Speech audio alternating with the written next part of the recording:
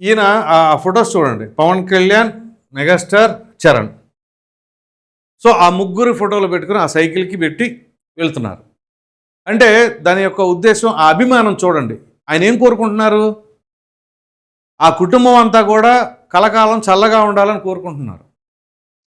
పవన్ కళ్యాణ్ గారు అటు సినిమాల్లోనూ ఇటు రాజకీయాల్లోనూ ఎంతో యాక్టివ్గా ఉంటూ ప్రజలందరికీ కూడా వాళ్ళ సమస్యలను పరిష్కరిస్తూ ఏ రకంగా ఉన్నారు. అలాగే రామ్ చరణ్ గురించి మనం ఎంత చెప్పినా తక్కువ అవుతుంది. ఎందుకంటే గొప్పని కాదు, కానీ ఆయన గోల్డెన్ స్పూన్తో పుట్టిన వ్యక్తి. కానీ ఇసుమంతైనా గర్వం లేకుండా ఉండడం అంటే అది సాధారణమైన విషయం కాదు. పవన్ కళ్యాణ్ గారు గేమ్ చేంజర్ ఈవెంట్లో అనుకుంటా చెప్పారు, చెప్పులు లేకుండా స్వామిమాలు వేసుకొని తిరుగుతూ ఉంటాడు సంవత్సరంలో 100 రోజులైనా అని.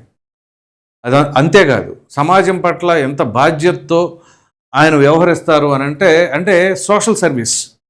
తను కానీ, ఉపాసన కానీ, నిజంగా చిరంజీవి గారికి ఒక డైమండ్ లాంటి కుమారుడు రామ్ చరణ్.